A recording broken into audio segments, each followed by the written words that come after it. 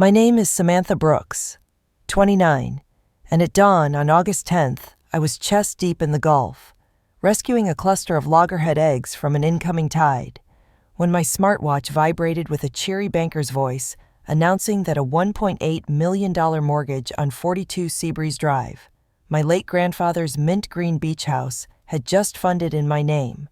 Salt water burned my throat as I realized nobody but my father held the spare deed key. And the world I trusted cracked like the egg I nearly dropped into the surf.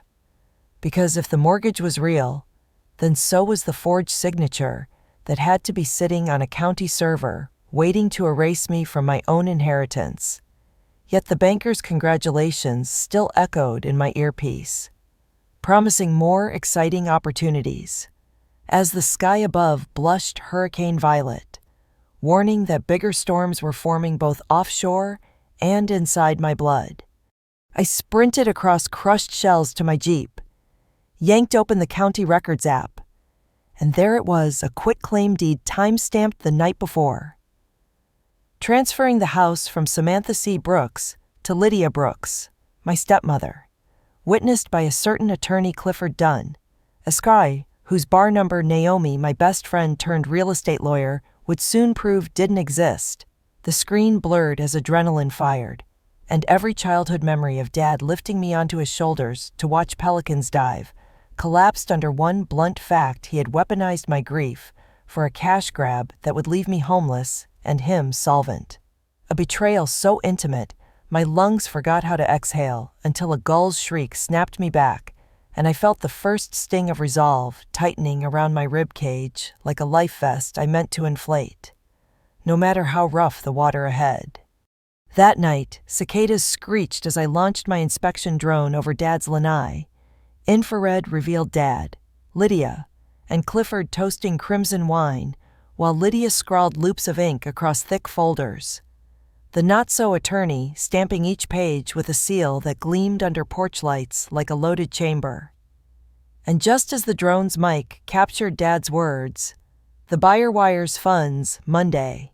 Storm or no storm, a muffled pop erupted, video spiraled, and the feed went dead. I peered from behind a sea grape trunk to see Lydia on the patio, shotgun-style salt blaster smoking in her manicured hands, eyes scanning the sky for more mechanical witnesses, which meant my only proof now lay in a mangled heap of propellers somewhere in the darkness, minutes from being claimed by high tide, if I didn't crawl under that pier and fish it out before the ocean, or my own fear swallowed it whole. Knees gouged by barnacles, I finally pried the SD card from the shattered shell and sped to Naomi's office. But before I could knock, she texted a single line: "Clifford Dunn is not a lawyer. Sam, he's a lapsed notary with 2 fraud complaints." And the weight of that message fused with the salt still crusting my hair, forging a singular purpose: leak the fraud, freeze the sale, and make the people who taught me the meaning of home understand what happens when you try to steal the shore from the very daughter who protects it. Yet even as convictions surged, my phone buzzed with a weather bulletin upgrading Tropical Storm Idalia to a Category 3 hurricane projected to make landfall in 48 hours. A countdown Dad clearly intended to race so that force majeure rules could cover his tracks. And in that collision of legal thunder and real thunder, I understood the battlefield would be a closing table ringed by rushing wind, and that I had less than 2 days to turn a forged deed into a public confession, or watch my family's greed drown both the house and my faith in blood ties. And the clock had already started ticking. Naomi's office smelled of toner and late-night desperation when I slammed the cracked drone shell on her desk. She slotted the SD card into a reader, and we watched grainy infrared footage of Dad shaking Clifford's hand as Lydia sorted cashier's checks footage that proved conspiracy. Yet Naomi's fingers flew across her keyboard to pull county timestamps anyway, cross-referencing the deed with Lydia's notarized spousal affidavit, the bogus bar ID, and a scheduled closing for Monday, 9 a.m. At Gulf Title Services, she swiveled toward me, glasses reflecting hurricane trajectory charts, and whispered, Your father's betting the evacuation order will cut off scrutiny, so we have to freeze the trust tomorrow, or the house is gone forever. Her words punching a hollow in my stomach even as resolve thickened like concrete. Because my next move had to beat both bureaucracy and a storm that already snarled palm fronds outside the window, and the night was thinning fast. Back at my bungalow, rain threaded through the eaves while Ethan huddled over Coco, replaying Dad's voice memo that forced him to sign field trip consent forms. The recording captured Lydia prompting, "Say you're 17 and waive notice." And Ethan's shaky compliance made my throat ache. Yet every syllable would later authenticate chain of custody for the forged quitclaim. So I lifted Ethan's chin and promised the court would hear he'd been coerced. But he only asked whether Dad was going to prison. A question that clanged against my conscience, because justice and vengeance can share a blade. And I hadn't decided how deeply to cut. Before I could answer, a power flicker killed the lamp. Modem lights went dark, and my phone lit with Phoenix Shield alerts. DDoS packets flooding our coastal sensor servers, meaning Dad wasn't merely stealing a house. He was torching the income Naomi would cite to prove I could maintain it. And that realization stoked a hotter fire than any tropical cyclone swirling offshore. I woke Marcus Reed at 2 a.m. The Collier County detective groaned until I said, "Title fraud. Shell LLC. Hurricane loophole." And by 2:30, he stood in my living room scrolling through the wire transfer Naomi traced from Dad's dormant condo account to a known bot herder in Kiev. Marcus, a transplanted New Jerseyan who loved nothing more than a righteous headline, snapped crime scene photos of the drone, the memo, the bank receipt, then ordered forensic imaging of Ethan's smartwatch. Still, he warned, a judge wouldn't issue emergency injunctive relief without live testimony and notarized affidavits. So Naomi drafted 4 declarations while thunder rattled picture frames, and I signed mine by phone flashlight, hands steady despite the sirens in my head. Because each pen stroke felt like driving a nail into a seawall Dad believed was still crumbling, and I could almost taste the moment he'd feel it bite. Dawn bled lipstick red. Naomi filed our packet at 7:02, but the clerk, jittery about hurricane prep, stamped it received yet not entered. Buying Dad precious doubt. Sure enough. 2 hours later, Naomi texted that a second motion filed oddly fast, petitioned to lift our freeze, citing daughter's erratic finances and linking to screenshots of our server outage as proof I lacked stability. Dad was using the crime he'd funded to argue I was unfit, an Ouroboros of deceit that might hypnotize a storm-distracted judge. So I phoned Tyler Hayes, a junior closer at Gulf Title I knew from charity builds, and asked point blank if he would verify Clifford's credentials in the room. Tyler hesitated, citing corporate policy, but when I forwarded him the fraudulent bar lookup, he inhaled, said, "Fraud voids policy faster than Windrip shingles cue me in," and the chessboard gained a knight, though the king and queen were still marshalling pawns. Saturday evening, the city issued voluntary evacuation. Panicking grocery lines.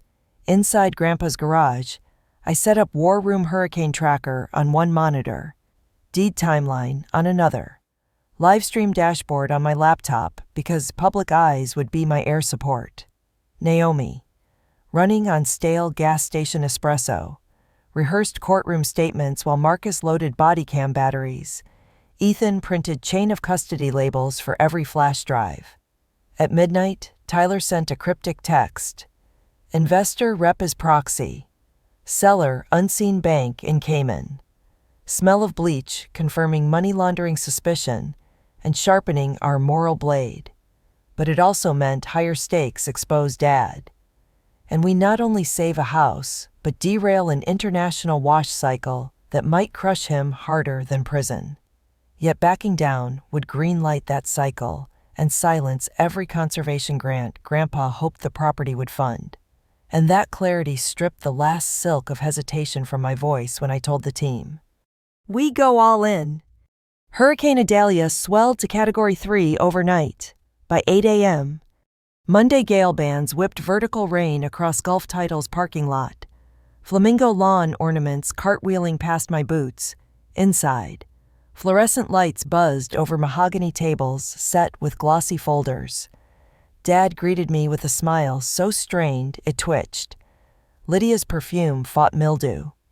Clifford tapped his fake lawyer briefcase like a nervous metronome, and Tyler met my eye before inserting Clifford's credentials into the title system scanner.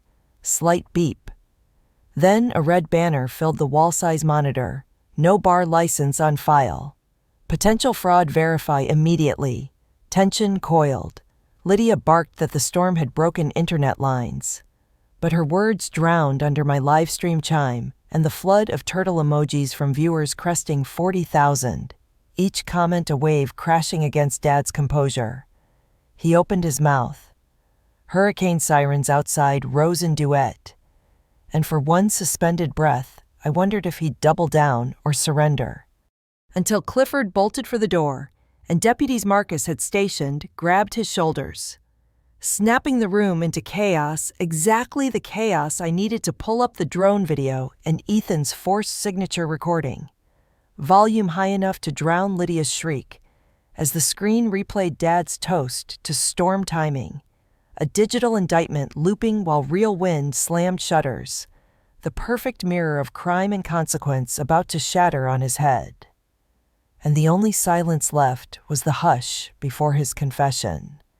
Dad's gaze locked on the looping footage, his own image, wineglass in hand, boasting that a hurricane would wash the paper trail clean, and the bravado I'd grown up fearing evaporated.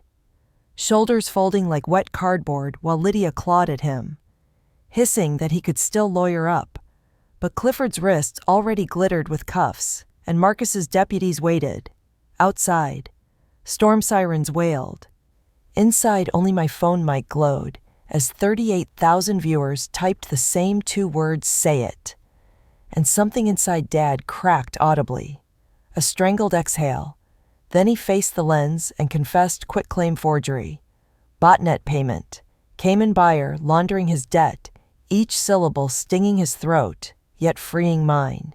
Until the deputy read his rights and the screen froze on his defeated silhouette. An image I would replay later when I doubted the cost of justice. But right then, the conference room lights flickered and the building PA ordered all occupants to the basement courtroom for emergency arraignment, meaning the verdict would ride the same wind that rattled the shutters. We filed down concrete stairs while Idalia's outer bands hammered the roof. Investors muttering about breached escrow as Lydia's stiletto snapped, forcing her to hobble and curse. Her glamour mottled with rain that leaked through ventilation shafts. The makeshift courtroom smelled of damp plywood and panic. Yet Judge Ramirez, summoned from his chambers by Marcus, entered in rolled-up sleeves. Gavel already raised. Tyler Hayes submitted the title company's fraud report. Naomi laid out the wire transfers. I authenticated the drone footage under oath. And when Ramirez asked if the defendants wished counsel, Clifford's mouth flapped uselessly because the only lawyer present was Naomi, and she stood beside me. So Ramirez froze the sale, voided the mortgage, and remanded Clifford and Lydia to custody citing flight risk. Then turned to Dad, whose shackled hands shook while he whispered that the house was the last domino before everything collapsed.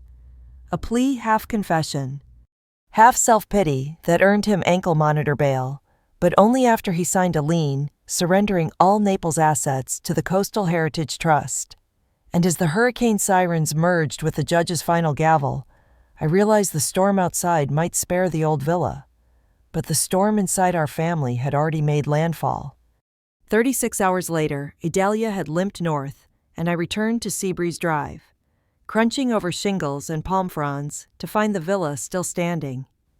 Though the west veranda had splintered, Ethan emerged from the foyer hauling plywood, cheeks streaked with sawdust, saying volunteers from my vlog had arrived with sandbags and donated shingles, their trucks lining the flooded street like a spontaneous militia of hope. We spent the day patching the roof, pausing only when I discovered a single unbroken stained glass pane Grandpa had installed in 1959, a Pelican mid-dive, and its survival in the face of wind felt like permission to start fresh. Yet that evening, while we shared cold cereal by camping lantern, Ethan asked if Dad could ever set foot here again. And my spoon paused mid-air, because forgiveness is another kind of engineering, one I hadn't drafted. But before I could answer, Naomi texted sentencing hearing set for Friday. Press everywhere. Brace. Friday's courthouse steps swarmed with cameras. Humidity thick as soup. Judge Ramirez delivered terms briskly, Clifford done. 3 years state prison for unlicensed practice and grand theft. Lydia Brooks. 5 years probation plus restitution and a lifetime ban from holding real estate licenses. Harold Brooks. 18 months house arrest with GPS monitor. Mandatory financial ethics classes. And full repayment to the trust through wage garnishment. Reporters shouted for my reaction. But I simply held up a wooden stake Ethan had carved for new turtle nest fencing. The words, "Protect what protects you," burned into the grain, and cameras flashed until spots danced before my eyes. Yet what mattered was the sidebar where Ramirez approved my plan to convert the villa's garage into Innovation Studio 1, a free STEM lab for coastal teens funded by crowd donations that had ballooned after the live stream. Proof that scandal can compost into fertile ground if we're willing to shovel. 2 weeks passed before Dad requested a meeting. I found him on a modest condo balcony overlooking a drainage canal. Orange ankle beacon blinking every 30 seconds. Face newly thin. He handed me an envelope of crooked sketches, grand designs for hurricane-resilient duplexes he'd once hoped to build, and admitted he'd chased profits so hard he'd forgotten why he loved architecture. Words that landed heavier than any verdict. I told him restitution wasn't about money, but about repairing shorelines he'd helped erode. Invited him to draft affordable stilt housing plans for our studio under Naomi's supervision, emphasizing that collaboration was privilege, not absolution. His eyes watered. Whether from shame or relief, I couldn't tell. But he nodded like a man-handed rope in rising water. And I left him with the pelican pane wrapped in burlap, saying the villa would display it once he'd earned the right to visit. A conditional piece that fluttered in the Gulf breeze, even after I walked away. That night I streamed a quiet update from the villa porch roof patched. Teens inside coding tide sensor firmware, telling viewers the real inheritance wasn't a house, but the courage to hold loved ones accountable before the tide of excuses swept us all out to sea. Messages of solidarity poured in from strangers who'd wrestled their own familial storms. And as I signed off, I heard distant surf and realized the knot of dread that had lived beneath my ribs since the banker's call was finally untied, replaced by a steadier rhythm that matched waves licking intact foundations. A rhythm promising that when the next storm line darkened the horizon, we would face it prepared, because walls built on truth don't crumble, they anchor. And I intended to keep anchoring, one reclaimed board at a time. Autumn settled over Naples with a salt-cool hush, but I barely felt the shift. Every dawn, I biked to Seabreeze Drive, logged sensor data with the teens, and watched unexpected certainties bloom, like Ethan, who once hid behind gaming headphones, yet now lectured volunteers on dune grass root depth, or Dad, sketching elevated duplex frames at the kitchen table of his condo, ankle monitor blinking in tempo with his drafting pen, each pulse reminding him the covenant between promise and consequence was still alive. 3 weeks into our uneasy collaboration, I handed his blueprints to Naomi for code compliance, and she raised an eyebrow at their elegance, then muttered, "Genius wasted in greed is still genius," a verdict that left me straddling pride and caution, because the same hands that forged my signature were now drawing hurricane-resistant trusses, and I couldn't predict whether redemption or relapse waited in his next breath. The local paper lit its Sunday front page with our studio's prototype, a modular coral reef block printed from recycled oyster shells, designed by 15-year-old Mara Gonzalez. Destined for a pilot reef off Marco Island, grand as that headline felt. A smaller column beneath carried Lydia's photo steely eyes, GPS cuff on her ankle, and a caption announcing her motion to withdraw guilty plea on grounds of emotional duress, an attempt to pin the entire scheme on Dad now that his cooperation threatened her plea deal. Reading it, my chest tightened like a rip current. Because if Lydia clawed free, she'd aim for the house again, and the villa's title fight could restart under legal storms fiercer than Idalia. Yet I slammed the paper shut, walked into Studio One, and told the students today's lesson was redundancy in design, silently vowing our legal seawall would mirror the double lock algorithm we were coding. That vow thrummed beneath every keystroke. 2 nights later, Naomi called from her porch, voice a low hiss.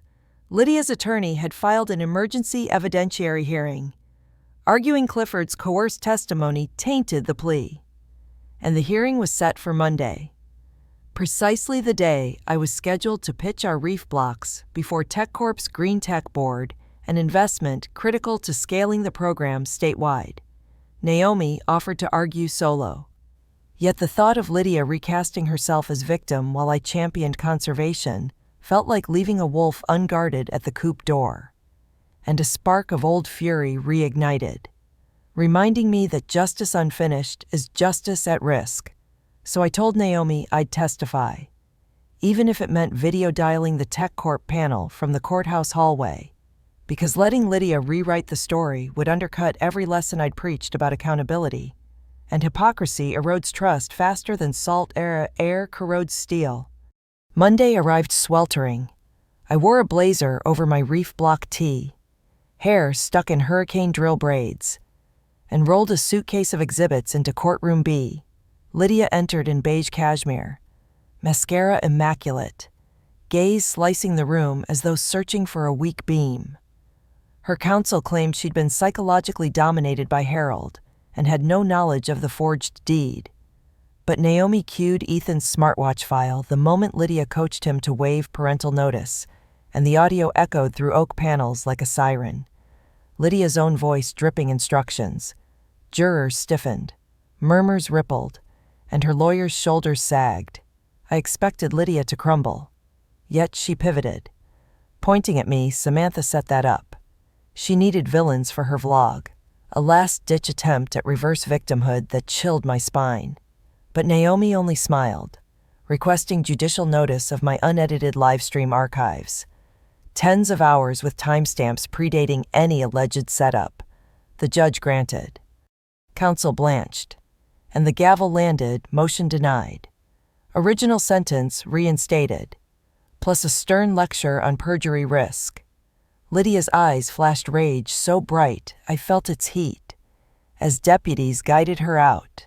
But inside that heat, I sensed surrender, and the door clanged shut on her final gambit. I exhaled into corridor fluorescence, thumbed my phone, and video called TechCorp just as their meeting timer flashed 5 minutes. Background buzz of court officers faded as I laid out reef block data, wave tank footage, and student testimonials in one breath, concluding with Grandpa's mantra, "Protect what protects you." Then held the silence. A heartbeat later, Board Chair Clara Xiao smiled and said, "We'll fund your pilot, on condition your students present progress quarterly deal." My laugh cracked the echoing hallway, and somewhere a bailiff shushed me, but the victory tasted like sea spray and possibility. Night draped the villa in indigo when I arrived home. Ethan and the teens had installed solar deck lights scavenged from a canceled city project, and their glow framed the pelican-stained glass now mounted above the studio door. Dad sat on the porch rail. Sketches rolled at his feet, eyes on the illuminated bird. He reported the city planning board had preliminarily endorsed his stilt housing concept and asked, voice quavering, if one day he might teach load calculation workshops to the kids under supervision. Of course, I considered the question. The months of meetings, the chance he'd fail again. Then pictured Mara's face when her reef made headlines, and I heard myself say, "Earn that privilege," and the door stays open, which pulled a grateful exhale from him, softer than the breeze, yet heavy with intention. And as I stepped inside the studio, I felt the house settle around me like a lung finally free to expand, aware that storms legal or tropical would return, but also certain our walls now contained redundancies as strong as reef limestone, built from confession, consequence, and reclaimed trust. And that certainty hummed through the floorboards, waiting for the next wave. Winter in Naples arrived like a whispered apology, cool air, glass-flat gulf, and pelicans skimming sunrise water. But inside Studio One, the printers hummed non-stop, spitting reef blocks and Stilthouse joist clips, while teenagers in hoodies debated lift coefficients louder than any gulls. On the first Monday of December, TechCorp wired the initial $75,000 grant, and Mara taped the transaction email to our corkboard, then whooped so hard the Pelican window rattled, a sound that felt exactly like possibility stretching its wings, but possibility always invites new tests. 2 weeks later, a certified letter slid under my bungalow door. The Cayman lender, behind Rainier Equity Partners, had filed a civil suit claiming tortious interference, basically arguing my live stream ruined their profitable crime. Naomi predicted bluster, but advised countersuit to freeze their Florida holdings before they tried to purchase Dad's duplex patents at auction, a suggestion that sent me into the attic searching dusty trunks for Grandpa's old survey maps, proving heritage easements extended 50 feet beyond current zoning lines, maps that could block any speculative grabs. Yet as I unrolled brittle vellum, the attic fan clicked off power outage, plunging me into warm darkness scented of cedar and memory. And for a heartbeat, I feared another enemy strike until generator hum sputtered outside, and Ethan shouted, "Main breaker tripped." "But I've got it," his voice lighting the room better than any bulb, though the letter remained on the floor, whispering that storms evolve even when skies look clear. Christmas morning, Dad knocked on the villa porch, ankle monitor freshly removed, eyes bright as the Gulf at slack tide. He handed me a miniature Stilthouse model balsa wood frame, atop 4 recycled steel pylons, and asked if we could donate a full-scale version to a low-income family inland, because people in trailer parks deserve hurricane safety too. A sentence that landed like gentle surf against rock and left both of us blinking. After Coco, he joined the students, teaching moment magnitude load paths, and though guilt lingered in his posture, every correct calculation seemed to sand another burr from his shame. But at day's end, he paused at the threshold, waiting for permission to return tomorrow. And I realized redemption is a daily permit, not a lifetime pass, so I nodded once, slow, the way tide grants a shy crab room to scuttle, and he exhaled a thank you that floated behind him like a ribbon, tying the day closed but not finished. January dawned with a NOAA bulletin, a rare winter subtropical system stirring south of Cuba, projected to swipe the Gulf. Local news recycled my hurricane livestream, framing me as Naples' watchdog, and while the attention boosted donations, it also drew trolls who called me clickbait daughter, echoing Lydia's courtroom jab. The taunts prickled until Ethan, now social media lead for Shoreline Guardian, built a comment filter that auto-replaced insults with turtle facts. Every fraud turned into loggerheads can swim 15,000 kilometers, transforming hate into education. An alchemy so pure, I laughed till my ribs hurt. But the bigger magic was the algorithm shift. Views spiked. Algorithms flagged us educational, and funding hit milestones I'd once deemed fairy tale, yet even fairy tales warn that dragons resent losing treasure. Sure enough, Lydia sent a handwritten note from county jail, 6 lines of icy script accusing me of turning Ethan against her, ending with, "Blood dilutes in salt water faster than you think." The barb sliced deeper than I admitted, But instead of replying, I photocopied the note, added it to an ethics module Dad now co-teaches Fraud Anatomy 101, because hiding poison lets it spread while bottling it behind glass turns it into lesson. And the students stared at Lydia's cursive like archaeologists studying a doomed civilization, each of them silently pledging, I hope, to build cleaner empires. And the knot in my stomach loosened a notch, knowing her words had become compost for growth rather than seeds of doubt. March arrived with clear skies and the TechCorp review team. Mara, Ethan, and Dad presented reef blocks now hosted baby barnacles. Duplex prototype withstood a 6-hour wind tunnel test. And property tax projections showed families could afford insurance reductions.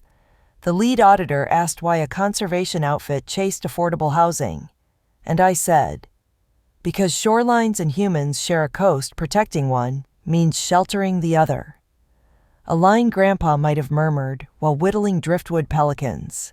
And the board approved Phase 2 funding on the spot. But what stuck with me was the handshake afterward. Dad, grinning shyly, offered his palm to the auditor, sleeve riding up to reveal the faint tan line where the ankle monitor once sat. Proof that bonds can be reforged if heated hot enough. Yet as he walked away, I noticed a subtle limp, maybe old guilt or maybe renewed humility. Either way, a reminder that scars teach balance, even when the dance floor shifts. That night, the Gulf lay mirror still under a waxing moon.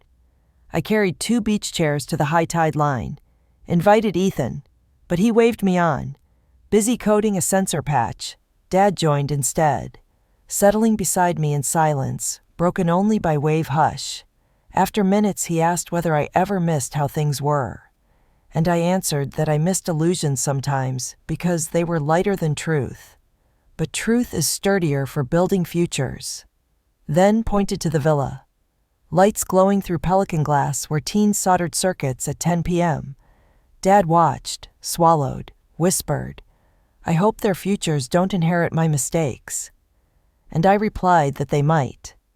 But we're teaching them how to reinforce those spots, same as we reinforce pilings. And he sighed, a long tide going out before saying, thank you for not letting me drown. Words that struck harder than any storm surge, but left behind calm water. A shooting star stitched silver across the horizon. I closed my eyes. Not wishing plans beat wishes, but promising if the Cayman suit escalates. We'll countersue.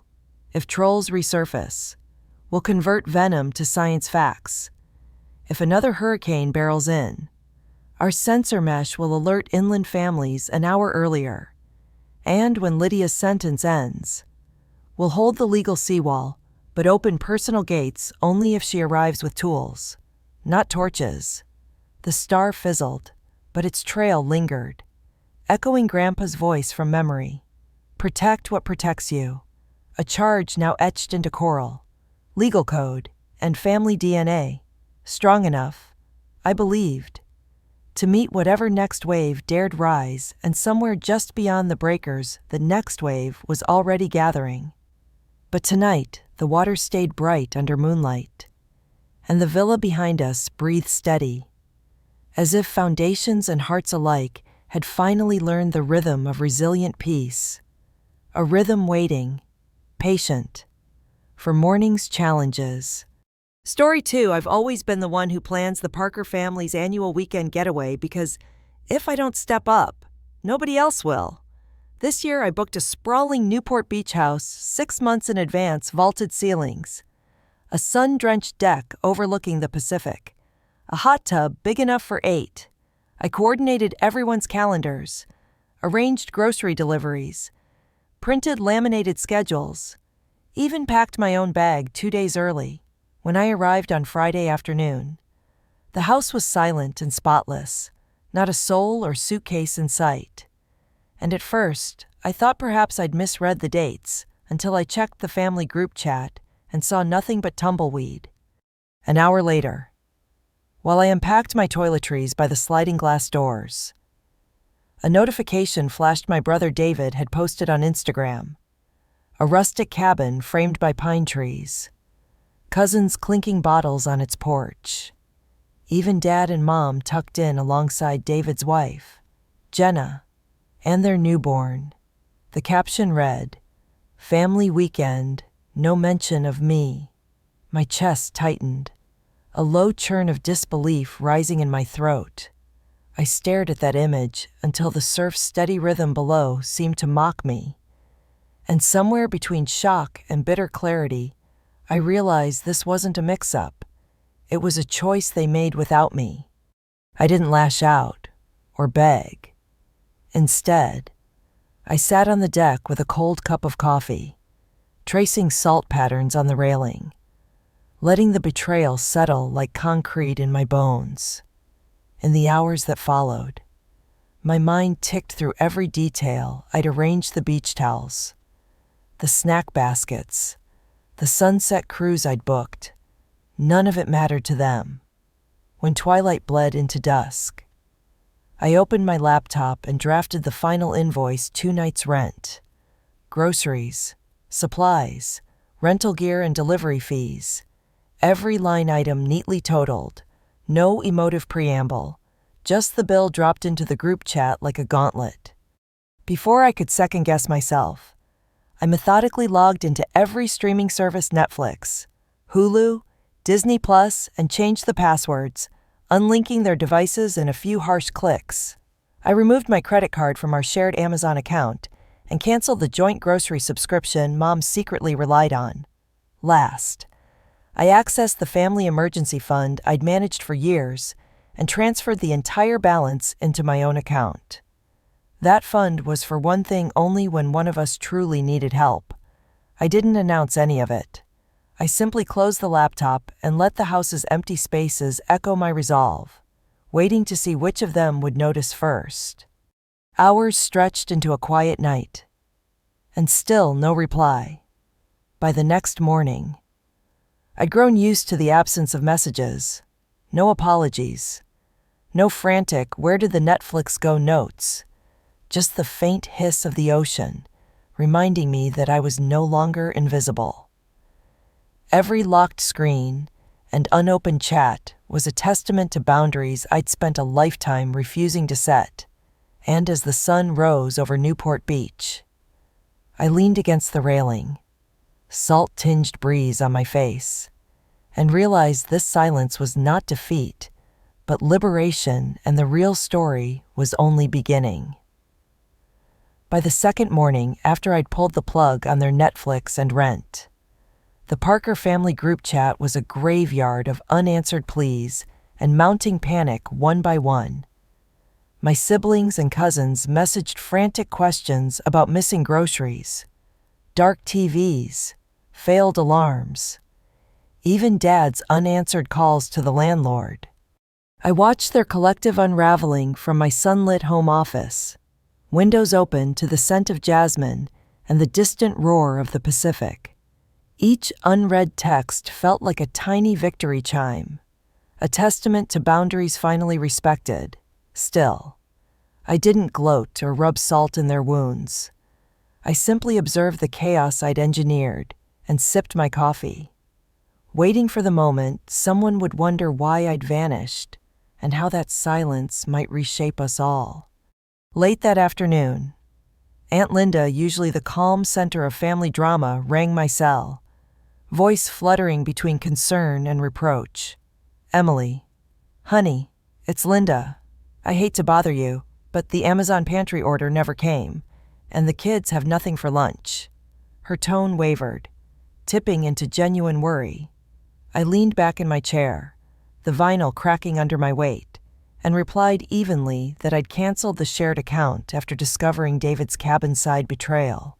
A silence stretched, thick with surprise, until she whispered, "Are you really okay with this?" I heard her heart in her voice, a tremor of fear that maybe she'd pushed me too far, and I let the line hover in her ear before replying, "Yes, I'm fine," and hanging up, leaving her to wrestle with the cost of my peace. That evening, I met Olivia Chen, my friend from the agency, at our favorite taco truck on Coast Highway. She greeted me with a gentle hug and a knowing look at my phone's battery of unread messages. Over carne asada tacos. She pressed me, You've been MIA. This sounds bigger than a simple family spat. Are you sure you're ready for whatever comes next? I chewed thoughtfully. Taste of lime and spice grounding me as I confessed the betrayal that had set it all in motion, the Instagram story of that cabin weekend. The realization I'd been cut out like an afterthought. Olivia nodded, eyes fierce with empathy. You need a plan, legal, financial, emotional. I'll connect you with a lawyer friend. She slid a folded card across the table, and I tucked it into my pocket. Feeling both comforted and haunted by her words, the next step wasn't just silence anymore.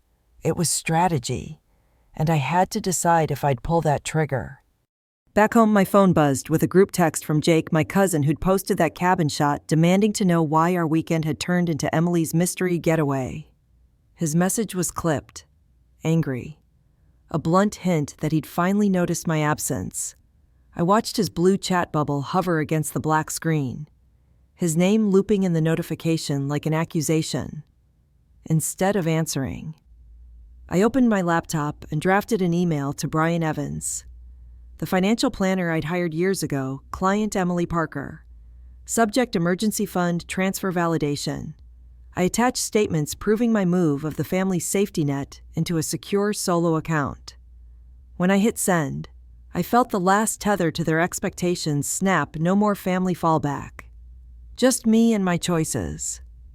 Yet as the confirmation dinged, I realized the quiet I'd cherished was dissolving into the hum of looming consequences. Under the moonlit glow of Newport Beach's shoreline, I sat on my porch swing and scrolled through the day's events.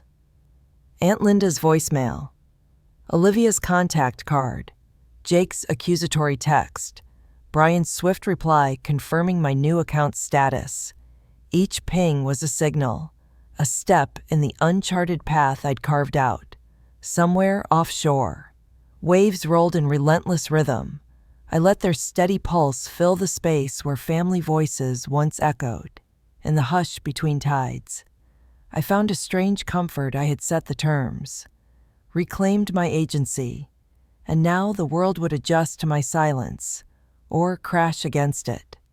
Either way, tomorrow I would rise not as the planner or the ATM, but as someone who finally stood for herself, and that truth, born of betrayal and bound by resolve, was mine alone to shape.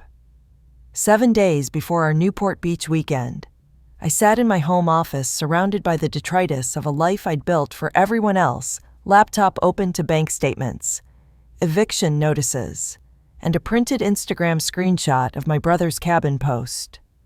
My heart hammered against my ribs as I clicked through each file, realizing that everything I'd done to hold this family together had been repaid with a single, mocking image.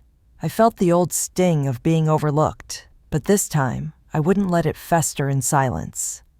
That afternoon, Aunt Linda called. Her voice trembled between concern and reproach as she asked why our shared Amazon pantry subscription had vanished. I listened to her stammer through explanations about hungry kids and canceled orders before I quietly reminded her that I'd discovered David's secret Airbnb scheme. The line went silent on her end. Then she whispered, "He did what?" and I hung up, leaving her to grapple with the truth alone. By evening, I met Olivia Chen, my work best friend and unofficial legal eagle, at the taco truck where the surf breeze mixed with salsa grease, over carne asada and lime wedges.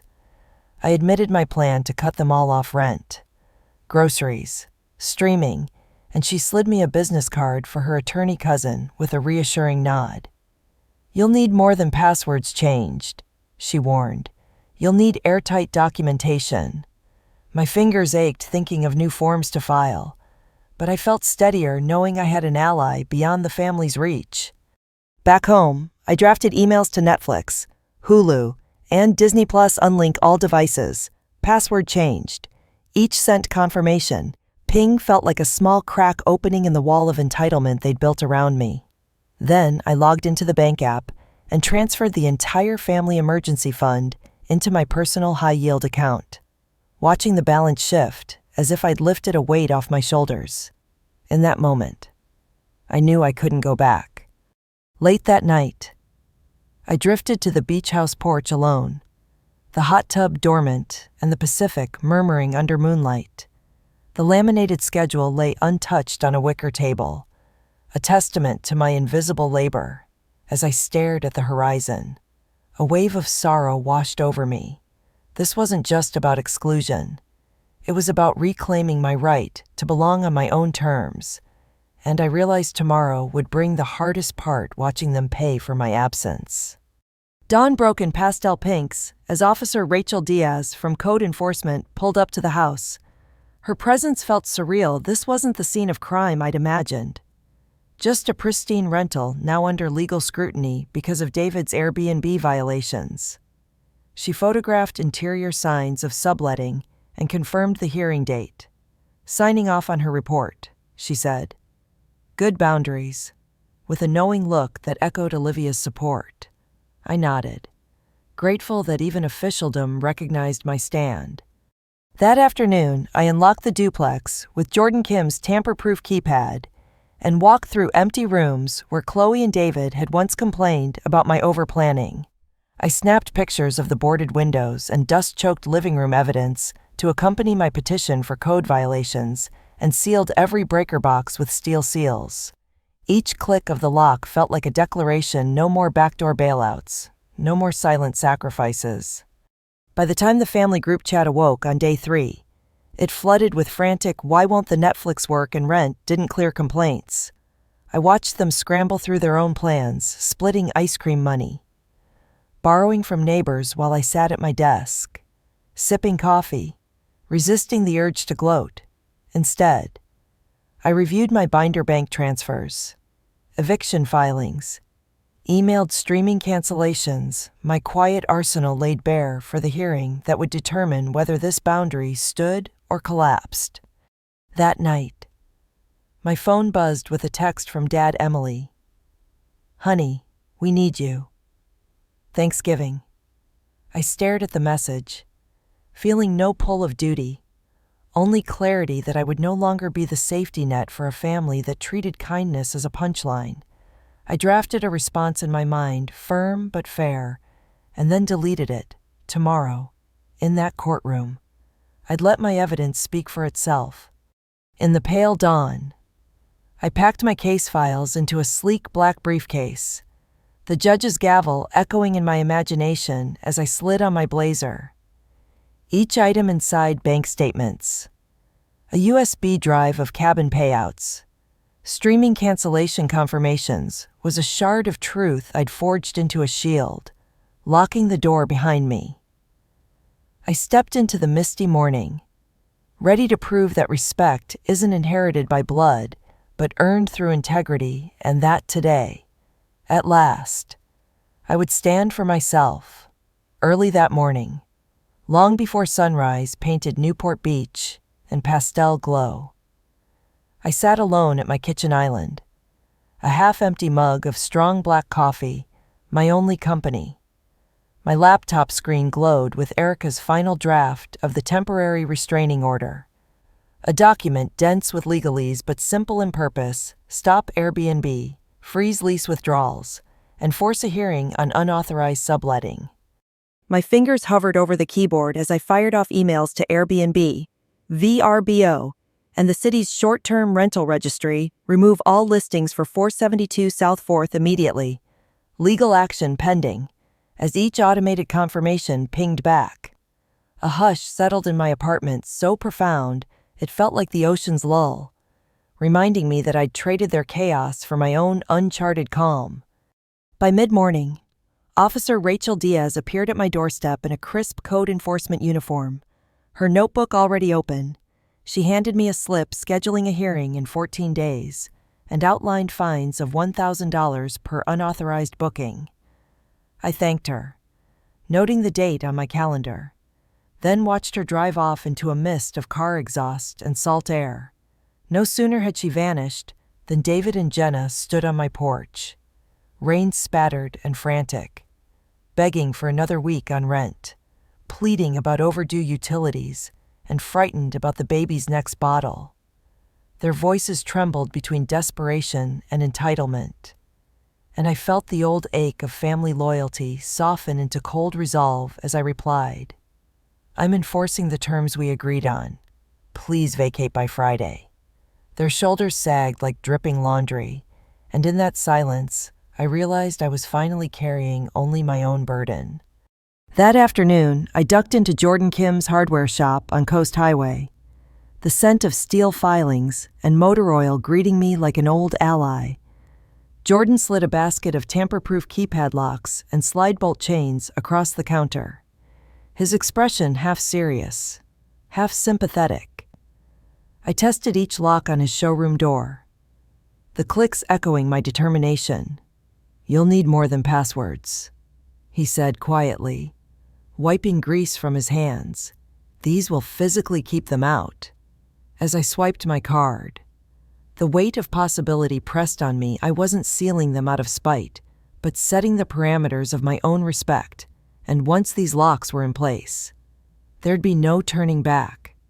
That evening, Aunt Linda called, her voice unsteady as she confessed that the Amazon pantry order had never arrived for the kids, that they were rationing cereal and juice boxes, and that the silence from me had left her feeling abandoned. I listened to her struggle for composure before I reminded her of David's hidden Airbnb scheme and the new order of things. A stunned pause on her end gave way to a shaky, "Emily." Before I hung up softly, letting her wrestle with the truth I'd unearthed, the house fell into hushed stillness, and I realized that even my closest ally in the family now faced the shockwave I'd set in motion, a ripple that would test every bond I once believed unbreakable.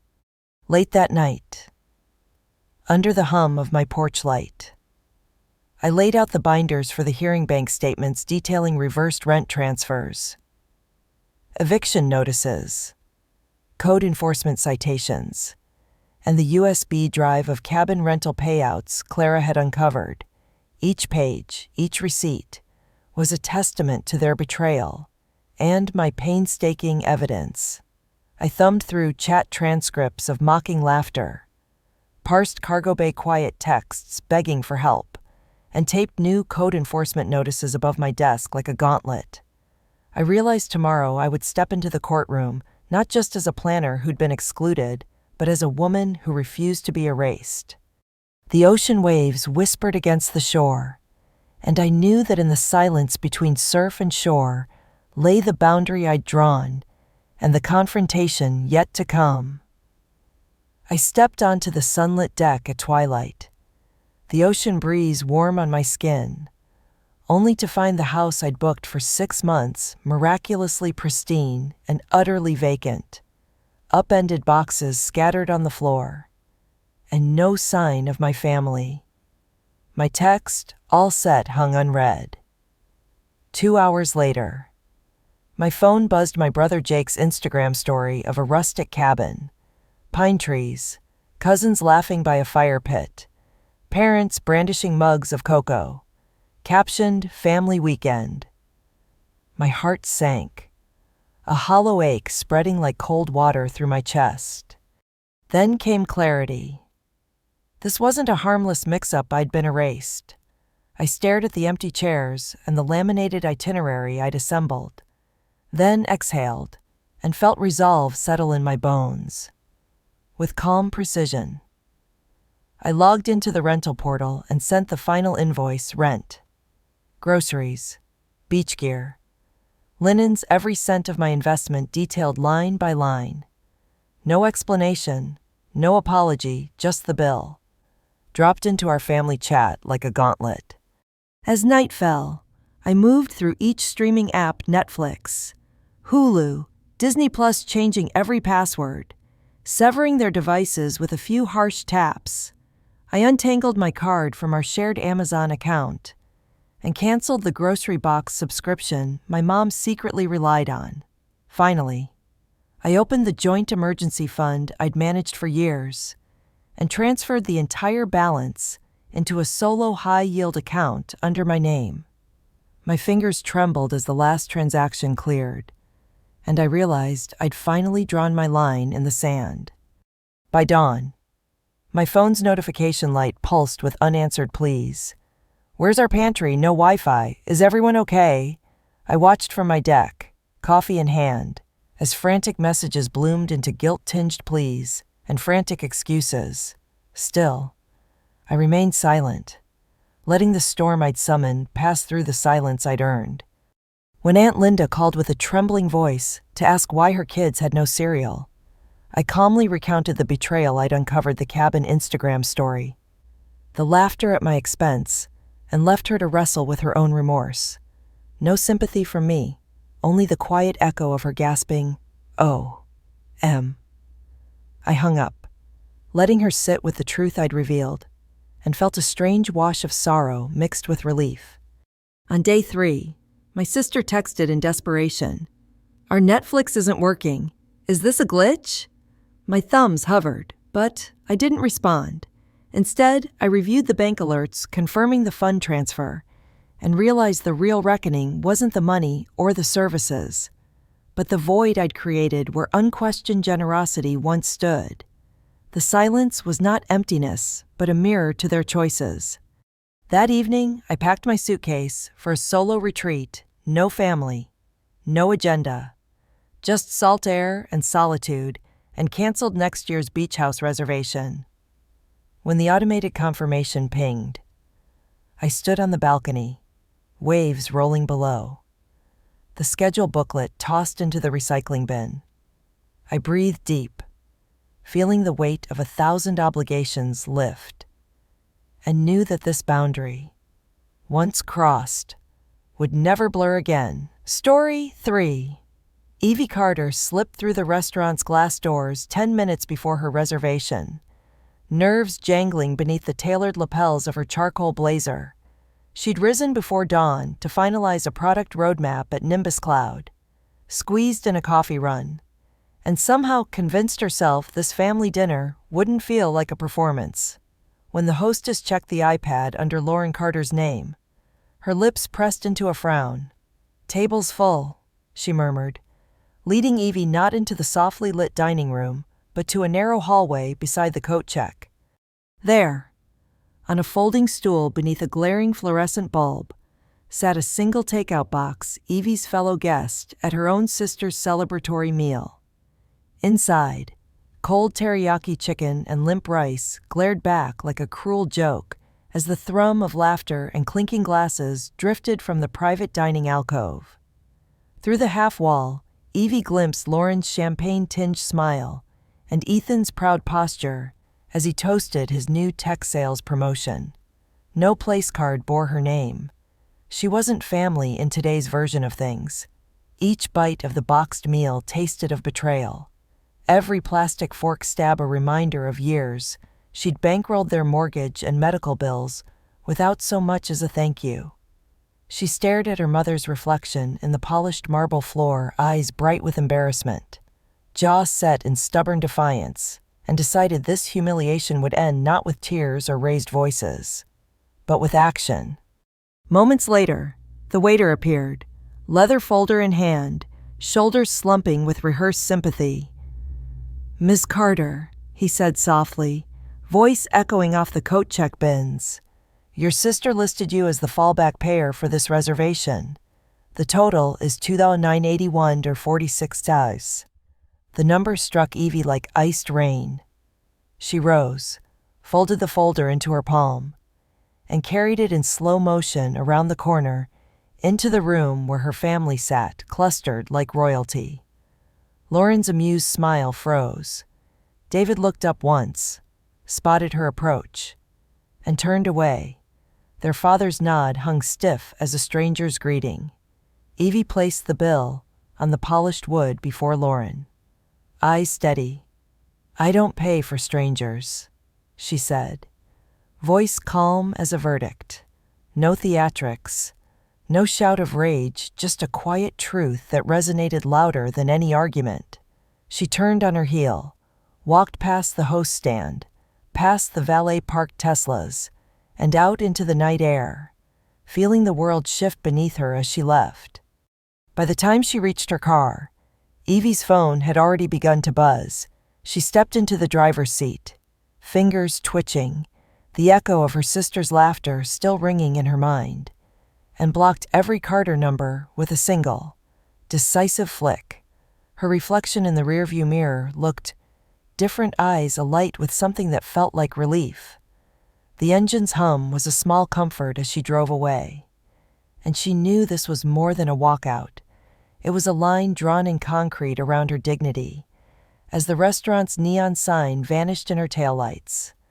A single voicemail icon blinked on her screen, one unread message that pulsed like a heartbeat. She ignored it for now, letting the silence stretch, because sometimes peace begins where the noise ends. The next morning, Evie woke to a blizzard of notifications, but steered clear of her phone until she'd gulped down strong black coffee.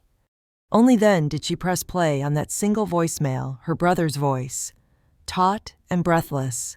Evie, our accounts are frozen. Bank flagged strange transfers under your name mortgage. Utilities, mom's medical, even dad's car lease. We can't access anything. You have to help. The words jolted her awake more than caffeine ever could. 6 years ago, she'd walked away from their financial mess. Now they were drowning in the fallout. But this wasn't an apology, it was desperation. Sitting at her kitchen island, Evie opened her laptop and logged into PulsePay's admin console, the same fintech platform she helped build. Her screen lit up with the family's shared wallets accounts she set up years ago, quietly funneling funds to cover their mortgage when they fell behind. Her name still sat atop the permissions list, a silent guardian she could revoke with one click. She hovered over the freeze account button, pulse ticking faster than any promo release deadline. Her finger steadied, then she clicked. The transfers halted instantly, and notifications pinged her phone. Account Mason frozen. Card 4321 suspended. Autopay deactivated for the first time. She wielded her financial power against them, rather than for them. By mid-morning, Evie's inbox flooded again, emails marked urgent, calls to her VoIP line, texts begging for access.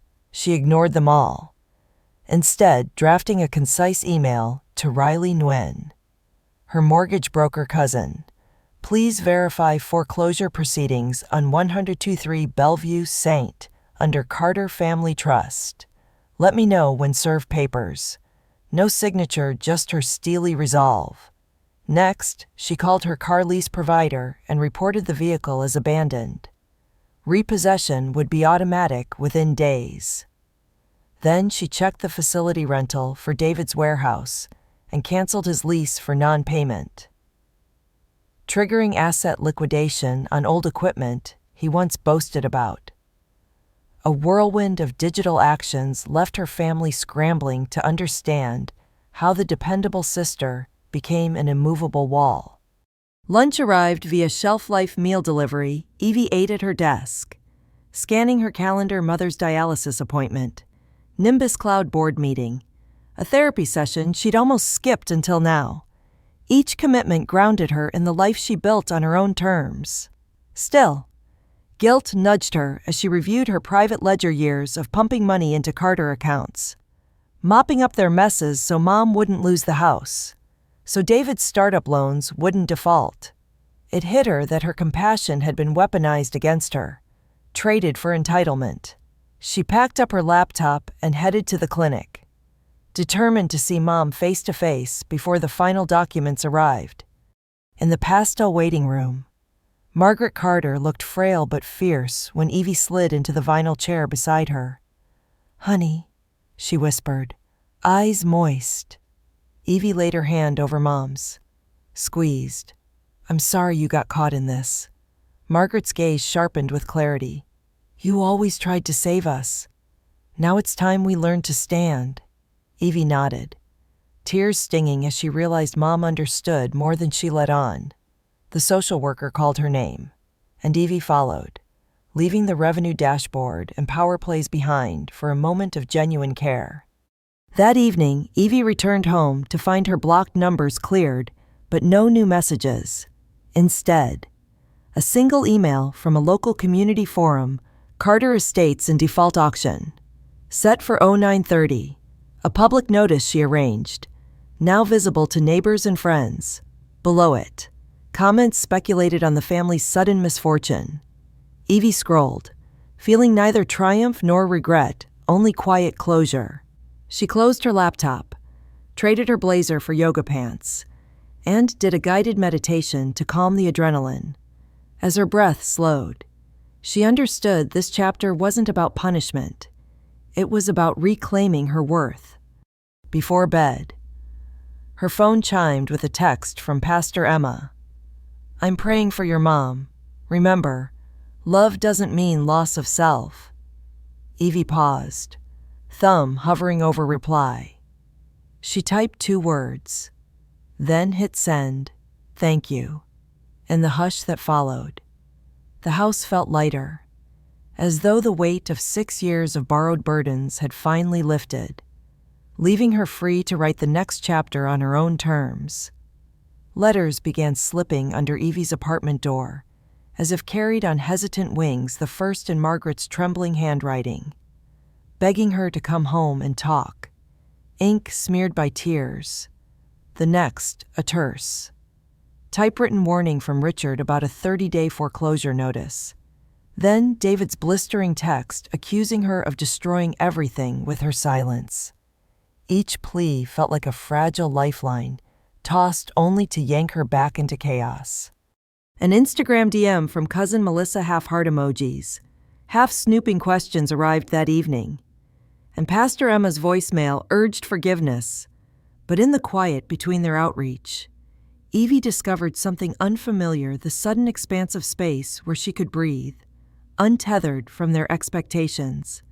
Determined to explore the calm beyond guilt's horizon, Evie booked a solo retreat to Santa Fe. In the high desert light, she traded spreadsheet alerts for Adobe sunsets, and traded self-reproach for museum whispers. In therapy sessions, she traced the blueprint of her childhood beliefs. Love equaled sacrifice. Boundaries spelled abandonment, and let the counselor's words settle like rain on parched earth. You carried their burdens because you believed it was love. Now learn what it feels like to stand unburdened. As she stepped onto the plane home, Evie sensed the first tremors of transformation beneath her ribs. Back in Seattle, her apartment smelled of freshly baked bread and lavender candles as she reconnected with friends she'd neglected for years. Dinner invites, laughter echoing off whitewashed walls, reminded her that chosen family could be as nourishing as DNA. Yet one afternoon, driving past 123 Maplewood Drive, she slowed at the curve. A U-Haul idled at the curb, movers loading the last boxes into Richard's battered SUV, and David hovered by the porch, phone in hand, detached, watching them scramble over the house she once propped up, booked a lump in her throat, proof that some debts are too heavy to carry for others. That evening, as friends filled her living room with chatter and clinking glasses, Evie felt a new ache carve itself beneath her contentment, the unfinished chapter of her family's legacy. She poured a glass of wine, fingers tracing the rim as she considered the tin locket her grandmother had hidden beneath floorboards, an heirloom she'd rescued from their old home. The locket had been more than sentiment. It was a testament to hidden strength. In the hush that followed a toast, Evie understood that honoring her past meant preserving each fragment of truth. On Saturday morning, she drove to the Round Rock Historical Society, locket in hand, and met Clara Whitmore under high-arched windows, as Clara placed Grandma's initials beside the town's archival artifacts. Evie felt the weight of 6 generations settle into pride, rather than pain. "You've saved more than walls," Clara whispered. "You've saved a story." Evie nodded, chest tight with relief and wonder, realizing that by letting go of mortgage bills, she had freed an entire narrative. That afternoon, Evie returned to her balcony overlooking Lake Union, the locket's cool steel resting against her palm. She drafted an email to her fintech community, 5 lessons in boundaries from a family I almost lost, fingers flying across the keys as she wove together loss, resilience, and self-respect, with a final click on send. She felt the hush of those early mornings bloom into a steady drumbeat of purpose, and as the locket caught the last rays of sunset, Evie tasted the first true savor of a legacy reclaimed and knew her story was only beginning. Weeks after that rooftop taco dinner, Evie Carter's mornings began with a ritual of black coffee and quiet gratitude, no mortgage autopay looming, no frantic calls demanding her bailouts, just the hum of Seattle's trams crossing Lake Union. But one Thursday, as rain pelted her 6th-floor balcony, a single Slack notification blinked insistently on her phone. Historic preservation alert, 123 Maplewood Drive, zoning variance hearing. Tomorrow, 9 a.m., her chest tightened with a familiar surge. This was the house her grandmother built, the house she'd once saved from foreclosure, only to watch slip into memory. In that moment, Evie realized her fight for personal freedom and her fight for community heritage were one and the same, and she would have to step up again. That afternoon, she met Clara Whitmore at the Round Rock Historical Society. The walls lined with sepia-toned photos of the Carter lineage, a grandmother quilting by lamplight, children playing on the porch, spring blossoms draped across weathered steps. Clara's eyes, magnified by her vintage spectacles, lit up when Evie handed over Grandma's tin heart locket, its initials burnished by decades of hidden stories. Together they pored over blueprints and council memos, mapping every loophole developers could exploit. Evie, once a girl who threaded wires for back-end code, now drafted her first legal brief and gathered neighbor affidavits. Each line she penned was a declaration some legacies deserve protection more than profit. By nightfall, Evie stared at her laptop's glow, heart fluttering with anticipation and dread, ready to make her case before the very chamber that had once silenced her presence. Morning arrived cold and gray as Evie crossed the marble lobby of Seattle's City Hall, clutching a binder bulging with petitions and archival prints. Inside the council chamber, she spotted familiar faces, Natalie Brooks in the front row, offering a supportive nod, Pastor Emma clutching a rosary locket, even a few of her Nimbus Cloud colleagues curious about her weekend side project. The council members, draped in dark suits, eyed her with polite formality as she stepped to the podium. Her voice quivered only once when she described the crackling laughter of children on that old porch, but settled into a measured cadence as she recounted her grandmother's promise to build a home. Not just a house, she presented soil samples to show foundation integrity and shared projected community impact data. When her conclusion rose to a whisper, "Once we lose our roots, we lose ourselves," the chamber fell silent, every soul leaning forward as if the very walls depended on her words. Outside, the rain paused as the council returned. With a unanimous vote, Maplewood Drive would be designated a local heritage site, shielding it from demolition. A collective cheer rose from the audience as Evie and Clara embraced, neighbors peppering her with gratitude. One elderly man pressed a folded newspaper clipping into her hand, a letter to the editor praising the daughter who saved our history. Yet Evie felt no triumph in victory alone. Instead, a tender resolve bloomed. Preserving this house was only the first step toward the life she meant to lead. As she watched volunteers step forward to coordinate restoration tours, Her phone buzzed with Riley Gwen's text. Carousel of donor offers just landed. You're trending. In that charged hush, Evie understood her role had evolved from silent savior to community catalyst, and her next chapter awaited. That evening, Evie returned to her Seattle apartment, Locket nestled beside her laptop as she drafted a blog post titled Boundaries, Heritage, and Legacy. Paragraph after paragraph poured out stories of cold hallways and frozen bank accounts woven with the warmth of Adobe sunsets and museum-hushed halls. When she finally hit publish, a soft ping announced Pastor Emma's voicemail. "I'm so proud, Evie. You honored our roots in your own heart." Evie paused, thumb grazing the play icon, then smiled and closed her eyes. The night air whispered through her open window, carrying the distant echo of church bells and trams alike, reminding her that true freedom comes not from severing ties, but from choosing which ones to nurture, and she was ready to choose again.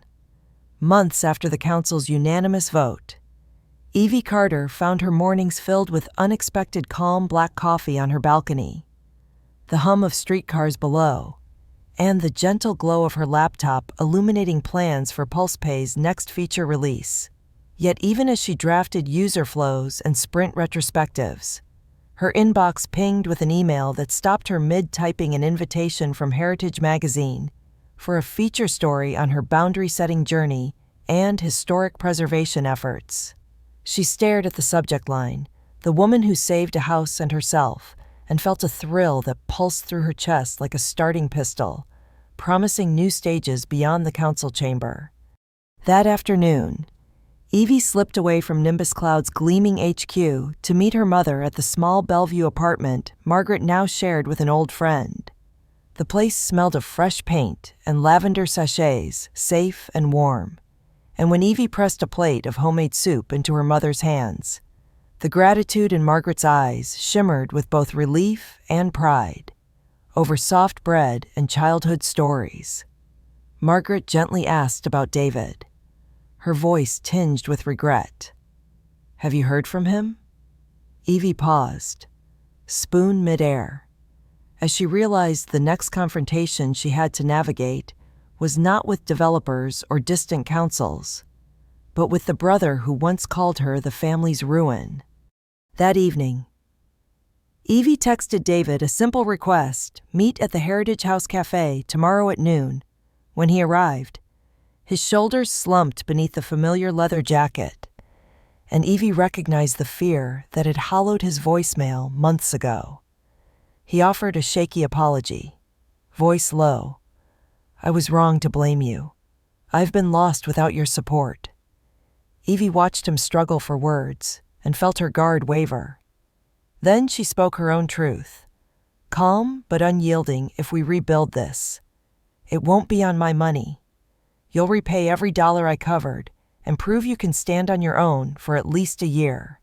David nodded, relief and resolve mingling in his eyes, and as they shook on terms that marked a new beginning, Evie sensed that accountability could be the very foundation their family had lacked. A week later, David showed up at Nimbus Cloud's internship fair, dressed in pressed chinos and carrying a laptop bag. It was his first day shadowing Evie's product team.